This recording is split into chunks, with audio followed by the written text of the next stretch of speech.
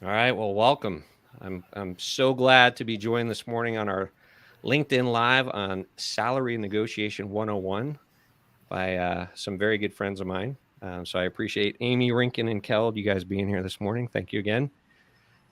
We have people, we were just talking about it before we started. We have people from a variety of backgrounds here with us today. We have plenty of hiring managers. We have individuals who are currently employed. We have people who are potentially looking uh, for new jobs. And we have people who are just, really looking to engage in what could be a very difficult conversation, either with their current manager or with a new employer. So it's a wide cross section. And I want to encourage everyone who's here with us today, please get actively involved in this conversation. If you have questions, if you have comments, anything that you would like to know or hear about from any of our panelists, please throw that in the comment section and let us know. You can also reach out to any one of us on LinkedIn. If there's follow-up questions at the end of this, please feel free to connect with any one of us, and we'll be happy to answer that after.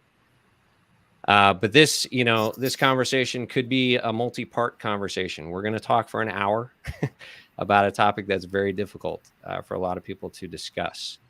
But let me first get into a little bit of background on our speakers. First, we have Amy Ansira with us from Hire Better. And Amy, you were directed to me by my very good friend, Kelly Thomason, who such a great person to know on LinkedIn. So anyone out there, also connect with Kelly Thomason on LinkedIn.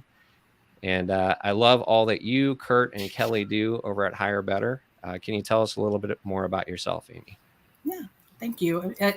First of all, it's a pleasure to be here. So thanks for the invitation. You're right, Kelly is she's wonderful. We've had the pleasure of working together for about 10 years. I've been with Hire Better for 10 years. We are a strategic talent firm. We focus on retained search and project consulting. My background spans 20, let's say 25-ish years within talent. I started in talent when I was still in college and have been in some version of talent management over that past 25 years, whether that be retained search, recruitment process outsourcing, internal recruiting, contingent search. So I've had the ability to look at a lot of different search modalities and work with many different companies across the nation, primarily middle market, let's say 20 to $500 million in revenue across most industries. So I bring a breadth of knowledge, let's say. Excellent. Well, thanks again for being here, Amy. Yeah, thanks for having me. Next, we have Keld Jensen. Keld was highly referred to me by a very good friend of mine, Stephen Andert. Stephen had Keld as a professor on negotiation at Thunderbird School of Global Management, and said that he was one of the most impactful professors in one of the most impactful classes that he had. Can you share a little bit more about your background with the group, Keld? Yeah, well, just as Amy said, thank you for having me. I think it's a very relevant and important topic that you bring up here, Ellen. Well, my background very quickly is I've messed up millions of negotiation. That's the best way you can learn. And I started off back in Scandinavia, where I'm from originally, in the technology business, grew the ranks from sales, marketing, blah, blah, blah, ended up as CEO of a public company. And the funny part is, Alan, that when you're heading a major company, you think you're an excellent negotiator. You're what I called unconsciously incompetent. You don't know you can't do it. And that goes for a lot of managers because you're a manager doesn't mean you're a good negotiator.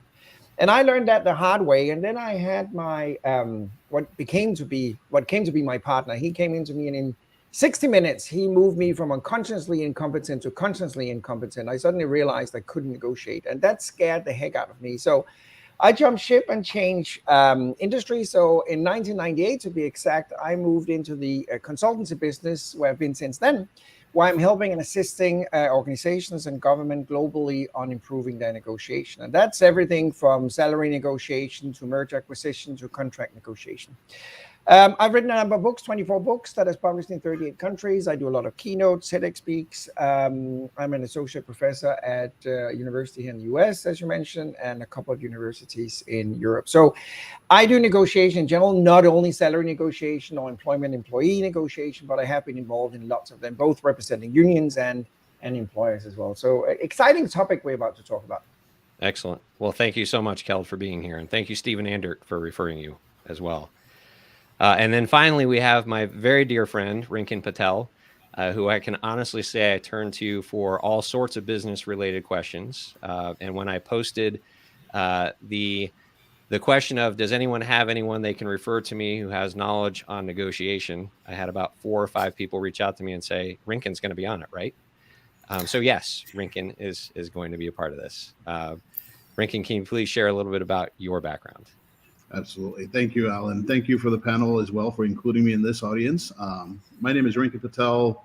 I've been in the Valley since 2007 in the Phoenix area. My family, I've got 2 children, 17-year-old son and 14-year-old daughter. Family is an important aspect of my life. It's probably the only motivation that gets me to do the things that I need to go do. And so with that in mind, some history about me professionally: started out in higher education, had opportunities to serve and lead teams in higher education as well as private industry, with commercial work in banking, telecommunications, as well as travel. And then recently moved into consulting services after some work with retail and travel to really help lead Worldwide Technology in developing not only a data governance capability, client facing, but also leading as an advisor, as a chief architect for technology and data implementations. That's me in a nutshell. Excellent. Well, thank you all again for being here. You all know how this came to be, but I want to share with our audience real quick how this all came to be. So I am annoyingly active on LinkedIn. I have been told that I'm annoyingly active on LinkedIn. And I recently posted a question that went like this. It said, which would you rather learn to negotiate? Higher pay at your current work or higher pay with a new employer? And 56% of all respondents said that they would prefer to learn how to negotiate higher pay with a new employer. Now, I don't like to read too much into things, but I'm certainly going to allow my panel to do so. So, Amy, let's start with you. What do you think this might suggest from an employee and an employer view? 56% of people saying, I'd rather talk to somebody I've never met as opposed to their current employer. So, and we spoke about this a couple of weeks ago, Alan. This was really shocking information to me. Shocking from the perspective that, to me, it pointed out that we have team members that don't feel safe. They don't feel like they can have those conversations. And we have managers that presumably are not creating safe spaces to be able to have those conversations. So that was part of what I've taken from it, just based on the type of work that I do. I think that it's also a matter of what Keld spoke about earlier, which is, that people don't know how to negotiate. And so I think that if you have a built relationship with somebody that you've worked with for a couple of years, stepping off that path with somebody that it might feel like you don't have the room to be able to negotiate, to have that conversation. So yeah, that's how I took it. No, I agree. Rinken and Keld, what are your thoughts on those poll results? Well, I would say, back to what Amy just said, a lot of people I've met in my career, especially talking about this topic, negotiating salary, are very uncomfortable. And part of the reason of that is we need to establish rules of the game. And I know it sounds weird, but we actually sometimes need to negotiate on how to negotiate before we start negotiating. So we have to agree that we're actually going to negotiate about salary, and we have to set some rules on how to negotiate that, and that's every small detail matters. Are you going to negotiate at the manager's office? Are you going to sit in a neutral space? Are you sitting at a round table or a square table? I mean, there's so many things that need to be established. So back to the poll, I think it's scary that we see that many people who would rather, as you pointed out, Alan, negotiate with a complete stranger than negotiating with somebody that they at least know to a certain degree. But it also actually is very compatible with a study I did in connection with one of my books, where we looked at how could executive MBA students, what would be the quickest way for them to gain a salary increase? And unfortunately, that was by changing job. It was not even just staying in the same job. So we saw at Copenhagen Business School back in Scandinavia that the MBA student changed job every second year for no other reason than that was the quickest way they could actually both get an increase, but also get an increase in the ranking and abilities. And that is basically compatible with this poll here. Yeah. I think the one thing that I took away from it is in this current transient kind of talent market, I'm surprised that employers are not building advocacy for their staff, right? I think this is an opportunity when you have 56% saying that I'd rather go talk to someone new. That's telling me that 56% feel that they don't have an advocate in their own leadership. They don't have someone that's going to champion and lobby for their cause. I think that's a bit of a shock, given how every employer keeps saying that the top 5 strategies for this year is retention, and they're looking at it and saying, how do I retain my talent because everybody is migrating? And it's troubling to hear that. Yeah, the Great Resignation. You would think that as often as we see the Great Resignation, or that, you know, the whatever anyone wants to call it, you would think that employers would kind of stand up and take note and have these conversations and make them less uncomfortable, I guess, than maybe they are right now. So I'm curious, you know, one of the things that we've talked about is, at least a little bit on the surface, is the fear that people have. You know, the fear people have of just approaching these conversations. And like you said, Keld, you know, trying to establish rules of engagement. You know, people just overall tend to fear negotiation. And that's just something that I think just persists. What are your recommendations specifically, Keld, on how to overcome that? What are ways people can address that fear and maybe even use it to their advantage? I don't know that you can, but what are some things that you can do to just kind of keep that at bay? That's a great question, because basically, if we should take a step back, we actually have to reinvent how we negotiate and how we think about negotiates. So we should basically change our mindset, because so many people perceive negotiation as what I call a zero-sum game, you know, very positional. And this is what we often see in a salary negotiation. You know, the employer is winning at the expense of the employee, or the employee is winning at the expense of the employer. And unfortunately, a lot of both companies and employees are looking at negotiation that way. So it's kind of becoming a very confrontational thing, you know, where if I should have an increase of $100, you're going to pay for it. And if you save $100, I'm paying for not getting that salary increase. And that is the mindset we have to completely change from that very positional thing to a very collaborative thing. And it's actually possible. And I'm not going to talk too long about that right now, but we have something we call negotiation economics, negoeconomics in short, which is basically about finding the asymmetric value between the two parties. So to do it very briefly, the employee should actually be looking for something that would have a higher benefit to them than the cost of the employer. And the employer could actually be offering something that have a lower cost to them, but a higher benefit to the employee. And too many negotiations on salary around the world, not only here in the US, but around the world, is just focused on the salary itself. But, you know, as an employee, there could be a lot of other stuff that would have a huge value to you. Free membership, extra days off, healthcare, you know, the list is hundreds and hundreds of variables. And again, if you could gain something that has a higher value to you, but a lower cost to the employer, you take some of that confrontation out of it. So talking about negotiating is not just negotiating dollars and cents, it's negotiating the whole package. And that's another place we have to start when I'm talking about we have to reinvent how we actually negotiate. Yeah. No, I think that's so interesting, because I just read an article, the Wall Street Journal published an article yesterday that was sent to me by a bunch of different people about how Austin, specifically the city of Austin, has been able to attract more people back to the office. And the reason they said that was possible in Austin is because they had already had, you know, a lot of remote work just kind of built into their environment. You know, work 3 days at home, work 2 days at home. It wasn't a big deal when people, you know, when COVID hit, with regards to, all right, we got to figure this out. How are we going to get you to work from home? So Amy, can you speak to that a little bit? I mean, specifically as it relates to Austin, you know, and what your experience has been with anyone. Absolutely. I think that, yes, coming back from remote work has not been as difficult in Austin. I think you've seen that, but in Austin, we've always been much more flexible about our work environment. And I think part of that has been driven by just the exponential growth in the traffic.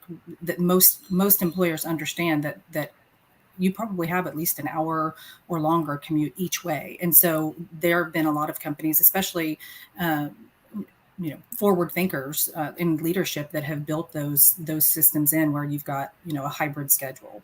What we're finding is as this continues nationwide, that's remote work or hybrid work is here to stay without a doubt, and that most companies that want to relocate individuals to their location, that if they're having to reload from other geographic areas, those people are really not wanting to make a move. So the attitude being, I've got 2 years of remote work under my belt. I shouldn't have to move across the country for that role. I have proven that I can be effective from where I'm at. Yeah, I think and the creativity, like Keld was saying, and like you just described, Amy, the creativity of how you can, bundle that into a negotiation, not just salary, but, all the other aspects or facets of what people care about. I mean, I know you very well, Rinkin, and I know you've probably negotiated a lot that's based around family and time that you spend with family, because that is the most valuable thing in your world when you're talking to a new employer, is how is this going to impact my home life and my family? What are some other ideas that you have, Rinkin, for negotiating outside of the dollar? Yeah, so I think first of all, I would recommend anyone who's going to walk into their manager or leader's office to talk about their pay increase, et cetera. Or even if you're in an interview cycle and you're about to negotiate with that talent recruiter person, I recommend write it down. Write it down on a piece of paper, write down and stare at it for a few days beforehand if you can, right? Continue to interrogate your request and continue to validate that what you're about to ask for is appropriate, makes sense, it's aligned to the company's mission. Tie it, build a story around that, build a mental story. So that way, when you're in that room, all the nervousness, all the tension, the stress is gone. You've got a script, you're going to play that out, and you're going to tell your boss to listen, that here's my ask. And this is why it's important. And this is the value I'll continue to provide. And I think with regards to family and balance there, you're depending on whatever your priorities are. For me, my biggest priority is time, right? So I love the idea of being able to return time to the things I want to do, which means I have to be much more efficient with the time that I have for vocational work, right? So I would say, if the employer is willing to be flexible and is looking at that, and that's a value add for you, then all of a sudden, maybe the pay raise is not as important, right? You're going to go in there for 10%. Maybe you'll say 8% is acceptable because you're getting flexibility in your calendar. So it really depends. I don't think compensation is one number. Compensation is about 4 to 5 different numbers. Yeah, I would agree with that. Absolutely. Yep. Absolutely. Rinkin, I completely agree with you. I only have one comment, and that is when you said prepare the number that you want to present. That's another thing you have to think about even before you step in. Should I be the one presenting the number, or should I wait for the employer to do that? Because in negotiation, we have something called the anchor effect. And the first number that is being placed on the table have a tendency to be the focus number, right? So, and imagine you go in and ask for a 6% salary increase, but the manager was actually willing to give you 10. That's right. Perhaps he's just saying, "Oh, okay, great. You're going to get 6." And what happens then is you're actually going to be unsatisfied yourself, because if you ask for 6, think about this for a second. If you ask for 6 and you get it like that, you're going to leave that office thinking, "Shoot, I should have been asking for more than 6. I got it too easy," right? So that's an exercise for the employer as well, that he or she shouldn't actually just be giving in. And that's why, again, negotiation becomes important, because it's a psychology game. So I would like all our viewers to think about, should I actually ask the employer, if I'm the employee, to present their offer, or should I be the one that is actually bringing out the number first and foremost? So again, there's a lot of strategy work in that. But I agree with everything you said, Rinkin. Yeah, and I agree. I think with regards to coming forward with the number first, there is risk to that, right? But if you've done your homework and you've done your research and you know what you're worth in the marketplace, then you can come in with a number that's appropriate and know that that's the one. If they give you that number, you should be satisfied. You should be happy. You should have no regrets. True. And the employer also, now this is the manager's hat, right? I'll put that on and say, the responsibility is on me. If one of my employees comes to me and says, I want 6%, and I know I'm ready to give them 8, I will give them 8, and I will tell them why, because they're that important to me and they're worth it, and I'm investing in them. I think that it's employers shouldn't miss out on the opportunity to create loyalty. Right. And there's lots of ways to create loyalty beyond the dollar. There are growth opportunities, there's training, there's investment. And what we're seeing from the talent market is that's what people want. And money is good. Money's nice to have. It's table stakes, but the ways in which we invest in our people, those are the ways where we create trust, and we create a conversation. And that's what you want as a hiring manager or as a manager. You want to have the conversation there so that it's very natural for somebody to come to you if they have a need around compensation or work-life balance or whatever it is. Right. Yeah. Yeah. Yep. Yeah, it's such an interesting thing, Kel, because I wasn't ready to bring it up yet, but I wanted to bring up, myths in negotiation. And I was curious whether or not one of the myths in negotiation was he who speaks first loses. I've heard that almost my entire sales life. He who speaks first loses. If you throw that number out, you're going to lose the negotiation. Yeah. And I'm curious from all of your perspectives, whether or not you found that to be true. I understand the anchor logic, Kel, but is that a true statement? Do you need to hold back and wait for somebody else to throw out the number before you say anything? Well, it really all depends, and I know that's a terrible answer, but it really depends on the environments and the setup and what we have agreed, back to the engagement thing we talked about earlier. Silence, however, can be a very, very, very good negotiation tool. So imagine that you're sitting in a negotiation and you open up by saying, so we're sitting here today to negotiate my salary. What are your thoughts on what you could offer me? And then you're just silent. That will force the counterpart to start talking, because you and I as human beings, we find it uncomfortable sitting in a room looking at somebody else who's not talking. And that quite often forces us to talk ourselves. So I have met hundreds of people in my career who talked themselves out of the best possible outcome. So it's not the one, to answer your question, Alan, it's not the one in a negotiation who does the most talking who walks away as the winner. I can promise you that one. It's more often the one who has been silent, but actively silent. That means asking questions, that walks away as the winner. So it's really about asking questions. Back to what Amy said, is that what could you offer me on top or above or besides the salary? Could you list for me other items that you could give me? Or the employer could say, what would have a value to you besides the salary, the dollar and cent itself? What else would you actually prefer? But this might even be a discussion you would like to have before you're sitting at the negotiation table. So you both parties have kind of prepared also to take that uncomfortable feeling of the whole thing. So you kind of prepared, exchange emails, and perhaps even had a very relaxed talk or a cup of coffee before you actually sit down and doing it. Because when people are sitting there, that's why they become tense, because they feel there's like a competition. Now the whole thing started. So, Right. The more relaxed, the better. Yeah. Amy, in your conversations with people who are interviewing for new opportunities, for new roles, how do you advise them if the salary question comes up? Do they, I know you probably present them with a figure, a dollar amount, or at least they know kind of what they're going to be dealing with. But how do you advise them if that conversation comes up and you're not there to kind of control it or steer it? Yeah. So for our firm and how we manage salary negotiations, mostly we're poaching passive candidates from other companies. So we go and we find the A player that works in ABC company and we poach them out. And in doing that, they are happily employed. They don't need a job. And so and I think even now, when you see how candidate driven the market is, candidates really can name their price. And they have the ability to say, for me to make a move, it's going to cost $225 or $250. And so we present that information to our clients from the perspective of this is what it's going to take, but also understanding that I think it was Rinkin said, there are multiple levers that you pull with regard to compensation. You've got your base compensation, bonus, equity. I mean, there's a lot of different components that play into executive compensation. And so the way that we tee it up with the candidate is this is a conversation. Here's what you're looking for. We're going to go to our client and we're going to have a conversation about that. And we're going to shift different pieces of the levers until we're both equally comfortable, or equally, or said differently, equally uncomfortable, right? Because they are different sides of the same coin. Yeah. So that's how we approach it with the candidates that we work with.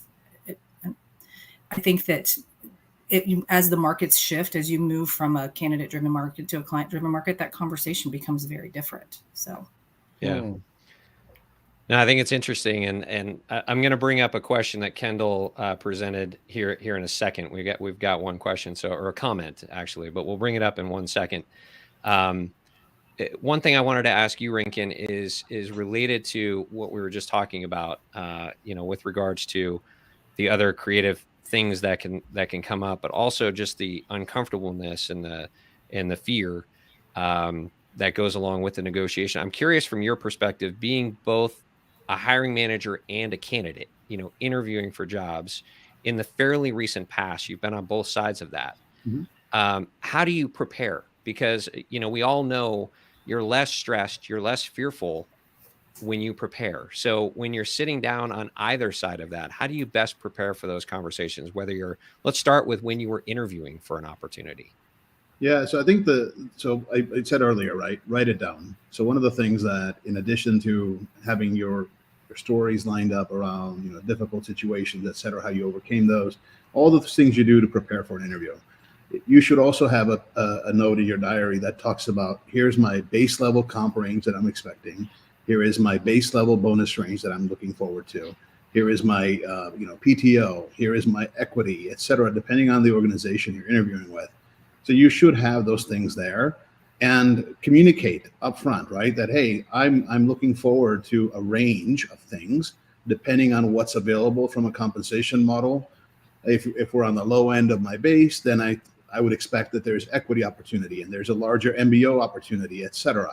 If we're at the higher end on my range, then I would expect that those other compensation models are not available. So I think in going with realistic expectations also, right? I think just simply saying that I'm going to make a switch and get a 20 or 30% bump, that may not be reality, right? So do your research, go to Glassdoor, et cetera, find a way to, back into that data point. But I would say have it written down, be able to speak to it confidently that says, I know my range, this is the range I want to be in. And if we're at the low, then, there's other levers we can pull.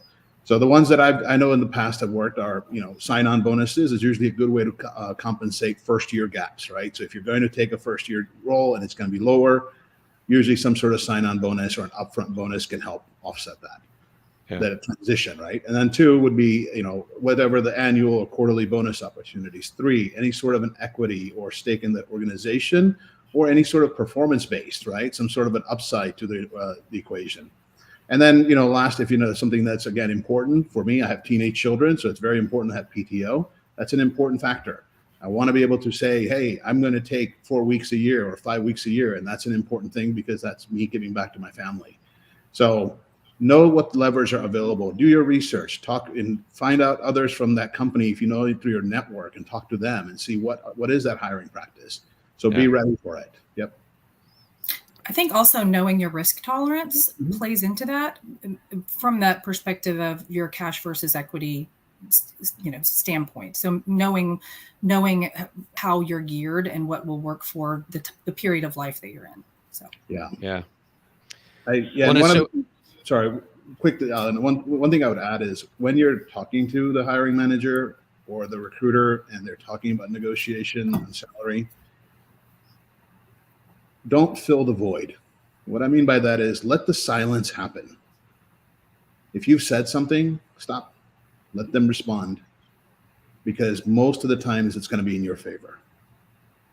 Yeah. No, it's so true. I think silence is golden in a negotiation, like Held was saying earlier, and like you've just commented. It's so key.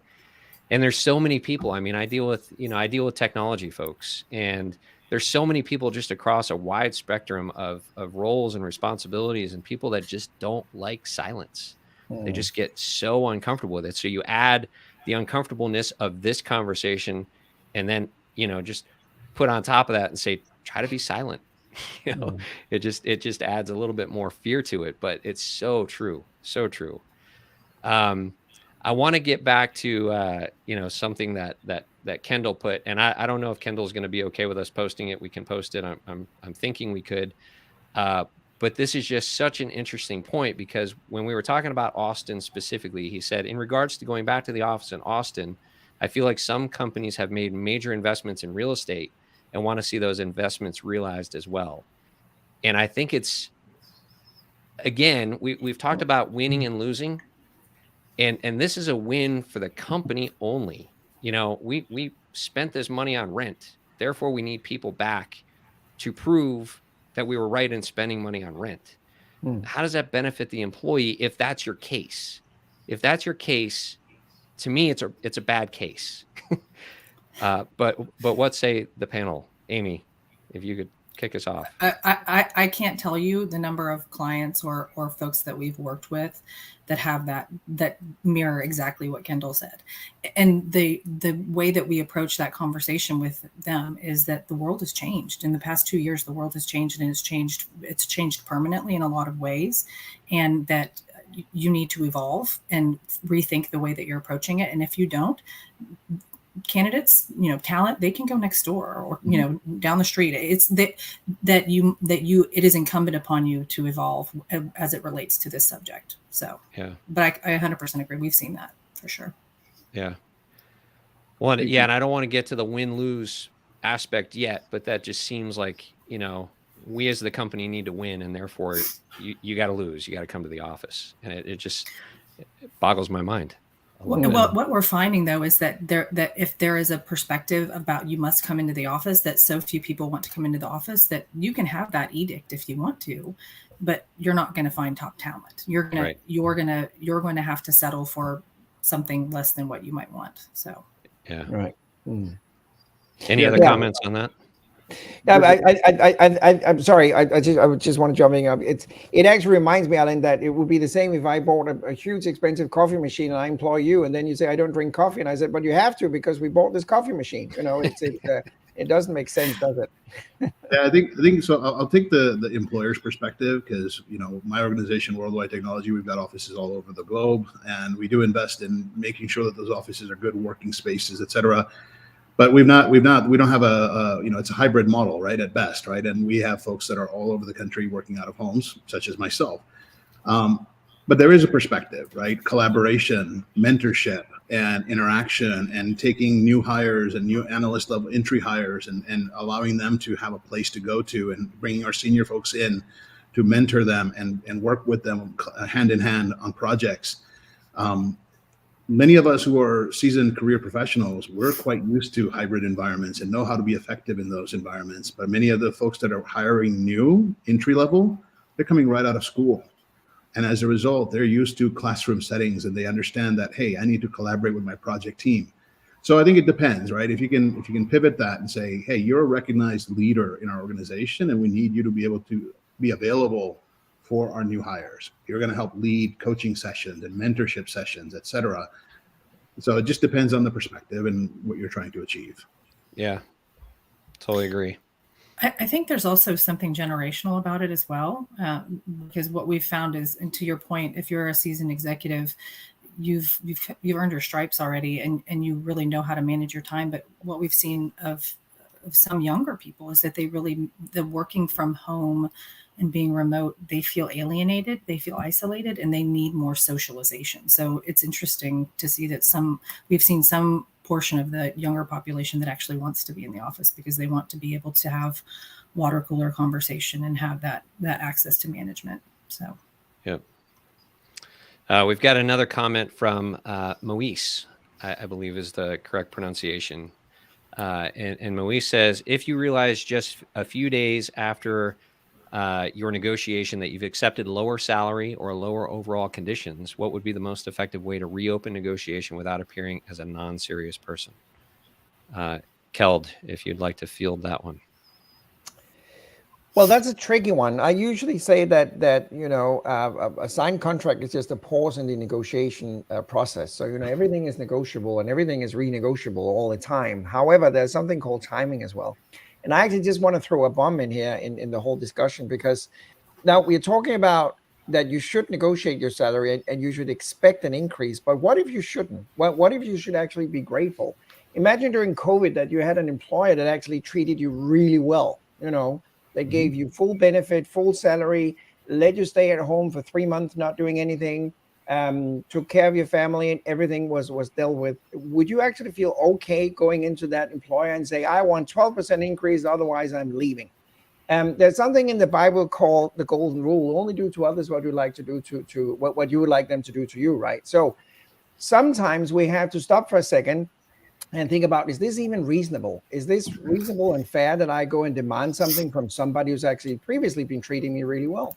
And I'm just saying that because everybody's talking like these days, every employer should just get an increase of X and this and that, otherwise they leave. But hey, hang on, perhaps they shouldn't leave. Perhaps they should be happy with having the current salary, even though they might be getting $100 more on the other side of the street, just by showing gratitude that they were actually taken care of, you know. So anyway, that was another comment just related to this thing. So if you actually discover, just getting back to try and answer this question, if you actually discover that you could have gained something better, I probably wouldn't bring it up immediately, because if I was an employer, I would be saying, well, that was what we talked about, and that was what we accepted. So, you know, there might be some other variables I can bring in, but back to what I said earlier, I may not want to discuss the dollar and cent, but then I could add something else to it. So it's a sensible area. And I would, if I was an employer, made an agreement with an employee about a certain salary, and then 2 weeks later they pop up and said, I actually discovered I got too less, I want more.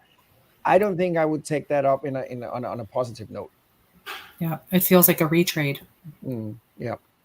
Yeah, I think an individual has to be careful when they're negotiating that, and know, because again, I keep going back to be deliberate about it, right? Make sure you know exactly what you're looking for. If what you're looking for is lower than market, that's okay. That's the decision you've made, and you need to be okay with that. Yep. You're not competing with market. You're competing with your own expectations, right? Yeah. And so do that. And then I think the earlier comment from Keldan, you know, being able to appreciate the other things the employer has done for you and having a sense of loyalty there. I completely agree, because when I talk to my teams one-on-one and in group, they say the reason they stay is they love the camaraderie, they love the loyalty, they love the company culture, they love being at WWT. Those are the things that motivate them, right? Those are the things that keep them there.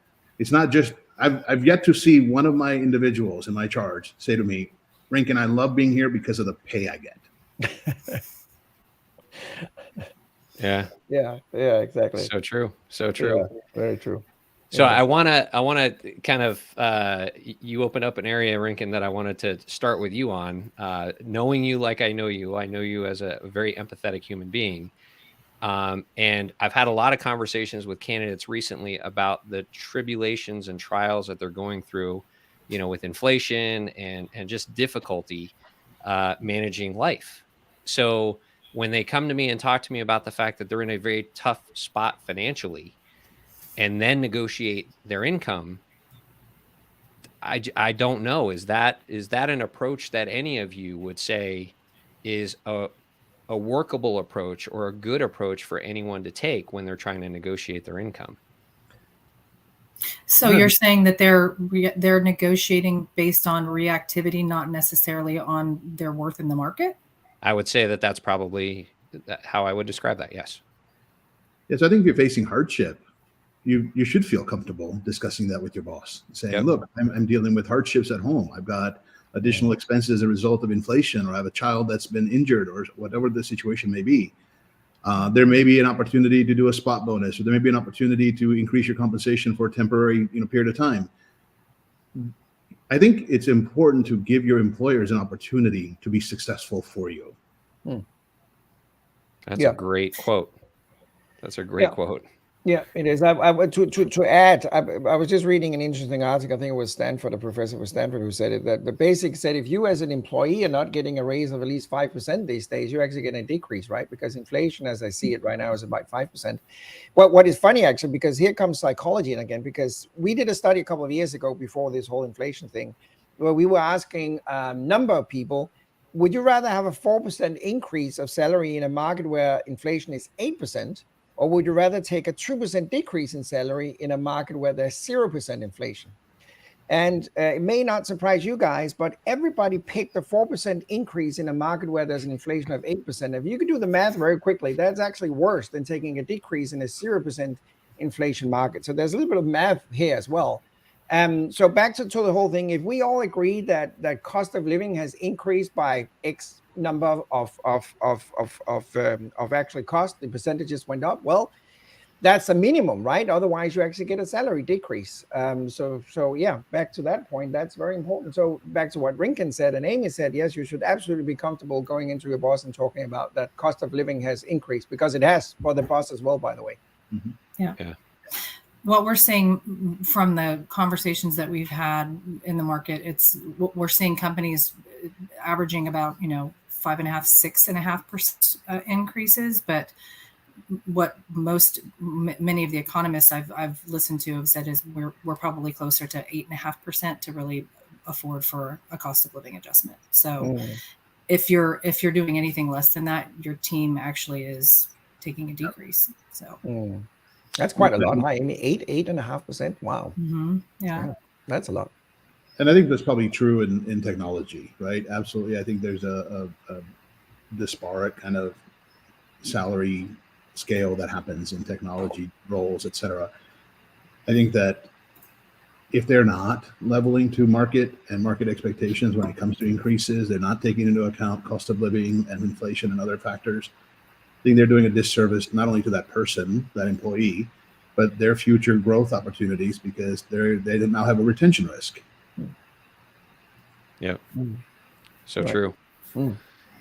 So, Amy, you and I are both in the similar industries or same industry. And when you're talking negotiation, when we're talking interviewing or presenting yourself for a new opportunity at any point in time, people need to sell themselves. And people get very uncomfortable usually selling themselves. So that's all part of this as well. But there's a cocky versus confident thing. And I think in negotiation, it is so critical to recognize that difference. No matter who you are, if you go in cocky and thinking you're going to close this deal, chances are pretty good you're going to lose because you're cocky. Yep. But how do you help people understand that line that we have to walk of you need to have confidence in order to get what you're looking for, but you can't fall over the edge? I think that, and it kind of goes back to what Keld spoke about earlier about gratitude and understanding the human element in all of it. It's important to be able to sell your capabilities and what you think you can bring to the company in terms of skill sets and capabilities and improvements and those things. There's a very stark difference between that and coming in guns blazing. And I think, I have seen that when I have seen that kind of behavior, it's been more, and don't take this in a negative way, but not unsurprisingly, I've seen that from salespeople, that salespeople will come in and they will oversell themselves rather than being really realistic about their capabilities. And the other thing to note is that, it's not just employees that are dealing with inflation and cost of living adjustments. Companies are having to throw out money like it's confetti right now. I mean, the percentage of people who are of companies that are putting money towards the problem of talent instead of looking at all the other foundational issues that they could be looking at, they're dealing with constraints that are pretty significant as well.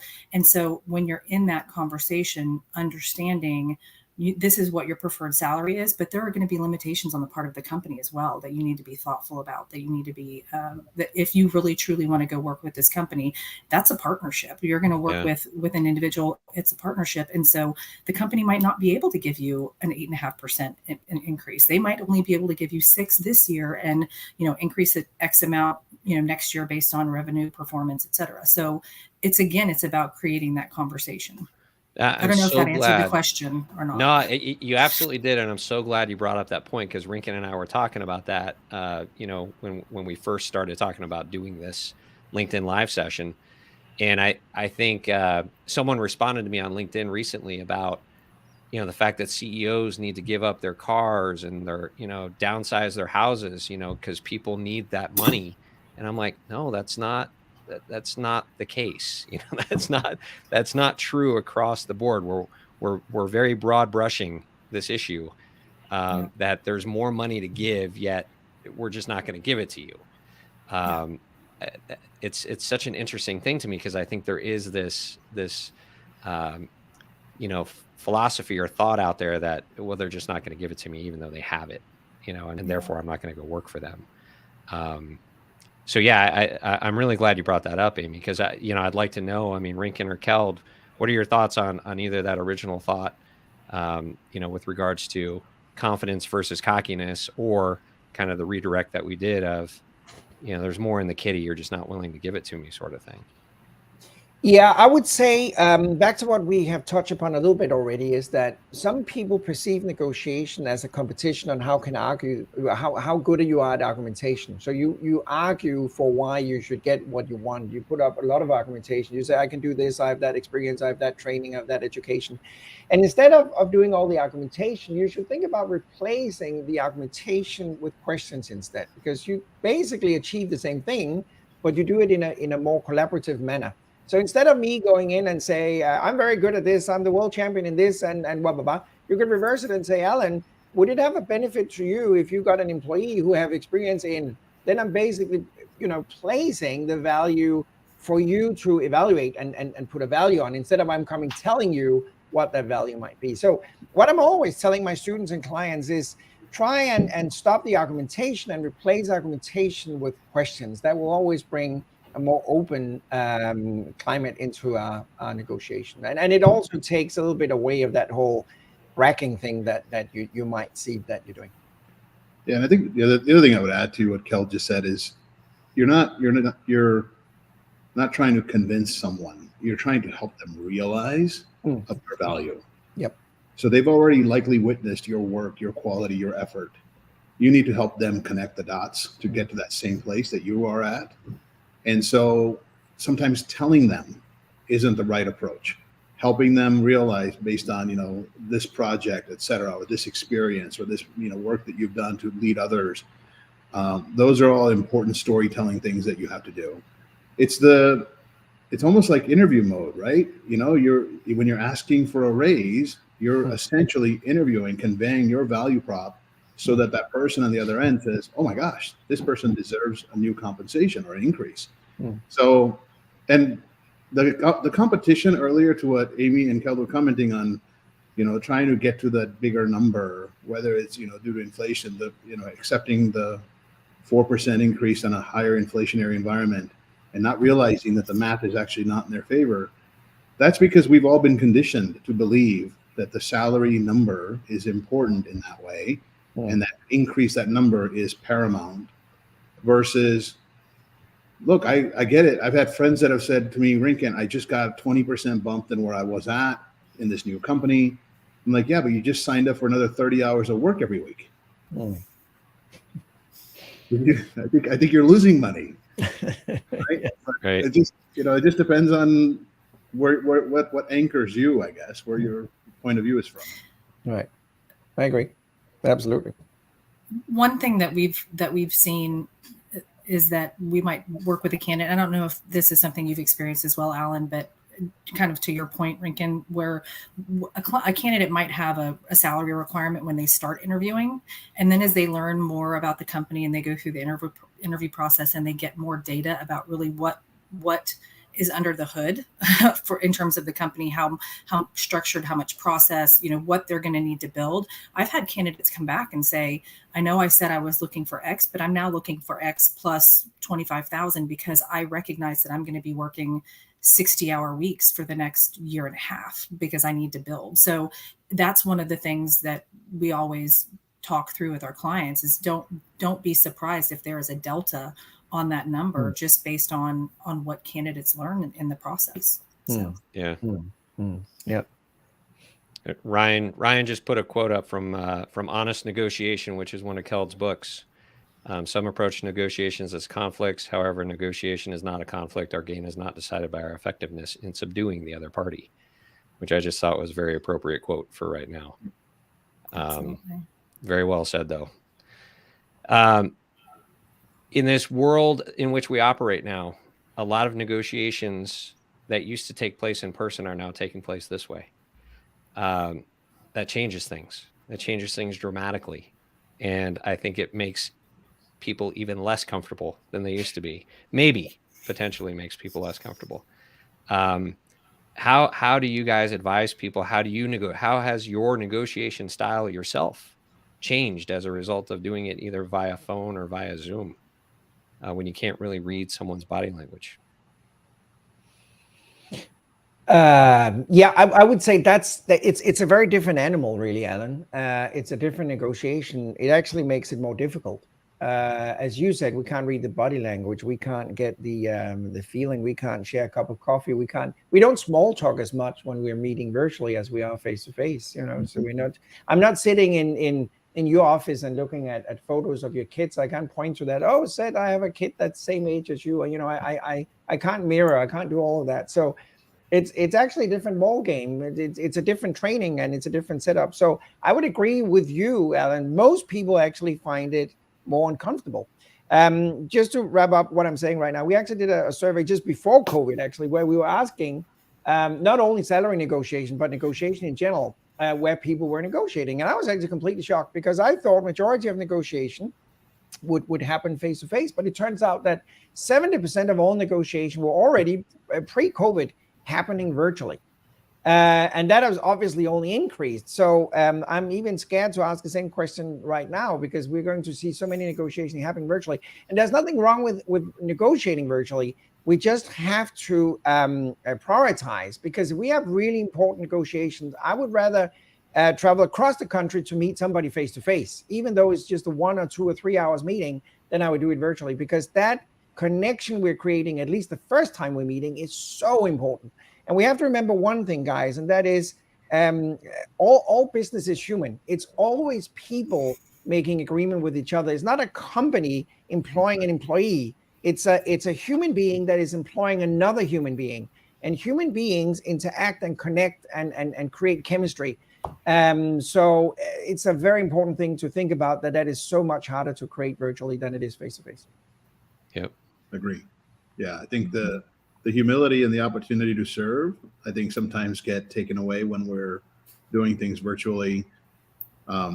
Again, knowing what you're looking for, knowing what you want is going to help ease that. I think making sure you know what priorities you have.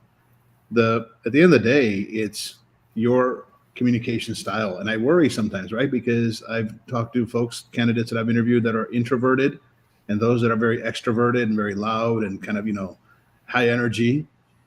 Those that are introverted, I'm having to pull information out of them to say, come, this is your opportunity to really tell me why this is the right role for you, because I want this to be of mutual benefit. I don't want to hire you without knowing that this is the right fit for you. And so I think it's whatever techniques you use for social interactions in human person-to-person interactions, those same techniques, they need a variation of those for virtual interactions. Yeah. I think it's almost as though you have to be more exaggerated, meaning in this world where we're not together, being more deliberate and more thoughtful about the interactions that we're having and making I think it's requiring more of everybody, more time, more attention, more effort. It's for people who don't know how to manage in a virtual world or be managed in a virtual world. It's very difficult, but it is, we're seeing that there's a much heavier increase in activity, just, to try to make those connections, to your point, Kel. Yeah. Last question that I have for you all. I'm a mindset guy. Rinkin knows I'm a mindset guy. We both love Sean Acor, whose books are right up here somewhere over here. The Happiness Advantage and Carol Dweck mindset, all of those sorts of things. So I'm curious, how do you guys advise people when it comes to a negotiation in reframing their own thinking when they feel like they didn't win a negotiation? Like, how do you tell them, look, if you didn't, in your mind's eye, win that negotiation, how do you overcome that? And does that, because I see it so often in my own work where people say, well, they didn't offer me this, therefore I'm going to walk away. Is that the right thing to do? It's kind of like what you were getting to earlier, Keld, with regards to, but they're probably a good human. They probably treated people well during COVID. Is it really about the $5,000 or is there something else going on? And I'm curious because I think in a negotiation, mindset matters greatly. Yeah. Well, first and foremost, I would say you have to be careful with threats in general. I mean, if you're using threats, one of the golden rules is that you have to be willing to go through with that threat, otherwise it's bluff. I learned that with my own kids. Rinkin, perhaps you have as well, because I'm I'm no better than anybody else raising my kids. So when they were younger, I was always threatening, if you don't clean up, you can't watch your iPad. And then, 5 minutes later, they're still watching the iPad. So obviously, that didn't work out, right? So threats are not good. So you have to be careful. I would advise most people not to step in unless they're very serious about it and say, if I don't get that, I'm walking away. I would be, first and foremost, I would be very careful about that. That's my immediate comment. I think level setting your expectation of that negotiation also is important. It isn't, to Kel's earlier point about zero sum. That's not the world we want, and that's not the world we need to create. I think the goal shouldn't be zero sum. It's either this or that, right? I think it needs to be, I need to build a partnership. I need to build a path forward for mutual success. This individual wants to offer me this salary range. This is the salary range I'm willing to expect or accept, and then work from there, right? I think it's almost like the first opportunity to show that you're ready to collaborate. So Yeah, so true.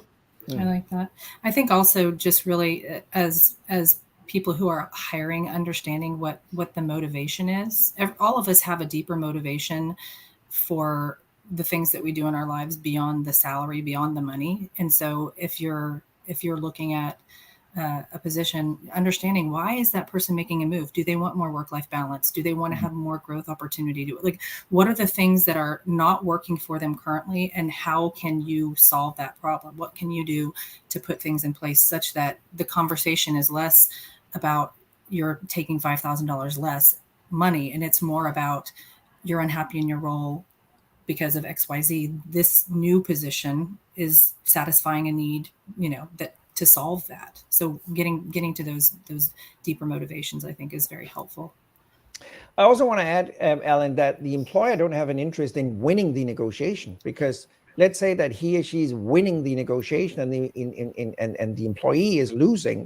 What level of motivation would that employee have afterwards?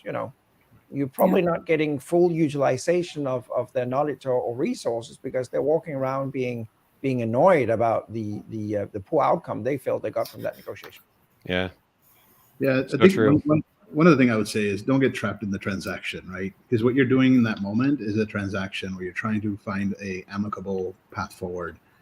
I think we realize, and again, as an advocate for employees and as an advocate of employers, I would say realize that there's going to be more candidates. And as an employee, I would say realize there's going to be more companies, right? And so don't discount. If you really, truly feel that this is your worth and you want to negotiate, go in there with that positive outlook of I'm going to achieve my goal or some compromise that will allow me to continue to path forward. Very well said. Excellent. Well, we're going to end on that note. Amy, Rink, and Kel, thank you again so much for being here. This is the first time we've had a conversation about salary on LinkedIn Live, at least the first time I've hosted this. So I really appreciate you guys sharing your wisdom with our group and all the knowledge that you guys have. Thank you again. Wishing all a 10% increase in a 4% inflationary time.